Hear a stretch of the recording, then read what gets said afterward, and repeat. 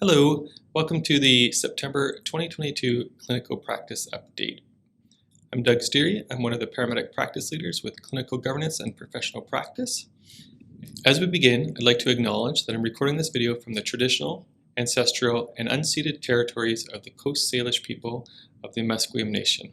I am grateful to be able to live, work, and play on these lands.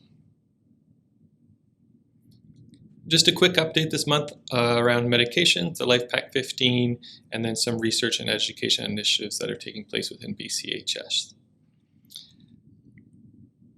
Medication updates. You may have noticed around the station an update around magnesium sulfate and the way that the vials are supplied to us. The bottles that are being currently provided are much larger than the original bottles, but the concentration is the same. Related to epinephrine, we have noticed in CAR that there's not the recommended amount in some stations. So we want to make sure that you have 10 vials of epinephrine available to you so that you can have the minimum of 2 doses related to the croup CPG when your patient is at the maximum weight. Okay, so that's 10 vials.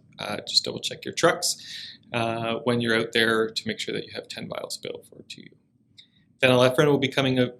If you haven't already seen it, there will be a label, a high alert label on phenylephrine to help distinguish it from sort of the preloads, to distinguish it from your normal saline flushes and those sort of things. So we want to make sure that the phenylephrine has that high alert label on it. Related to the LifePak 15, you may have already experienced this, but there has been a few updates with the LifePak 15, specifically around the default setting.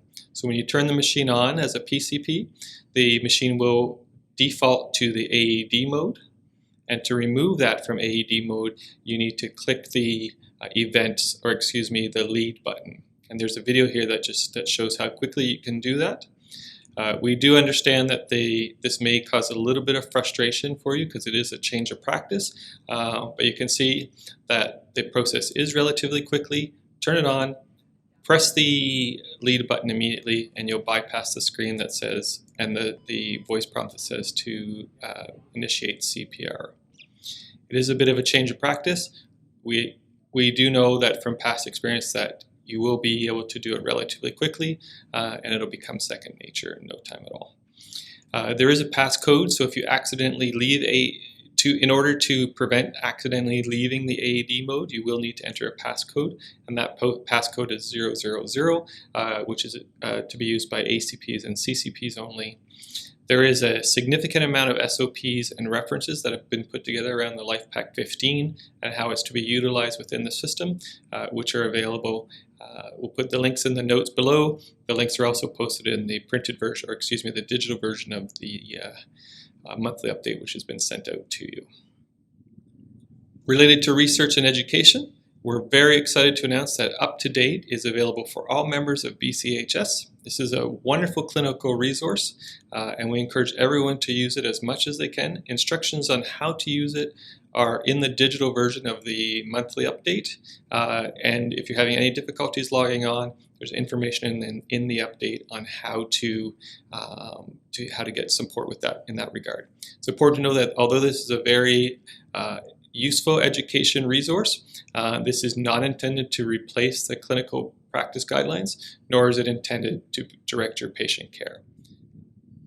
Our colleague Janessa Tom, who's the project planner with Clinical Governance and Professional Practice, has had her first paper published. Congratulations, Janessa. Her paper is available, it is open source, and it is available for you to read. The link is available as well in the notes below. We just returned from the PACE 2022. This is a conference by the Paramedic Association of Canada, the Paramedicine Across Canada Expo. It was in Saskatoon, Saskatchewan.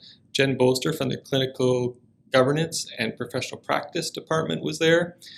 Chris Naples from Education and the Critical Care Program was there speaking, as well as Alex Semko from Education was speaking on behalf of BCEHS. All the presentations were well attended and we were well represented. Thanks for taking the time to watch this quick update video. We look forward to talking with you in the future. If you have any questions, comments, concerns, please feel free to email us at clinicalpractice@bchs.ca. We look forward to hearing from you. Thank you and have a great day.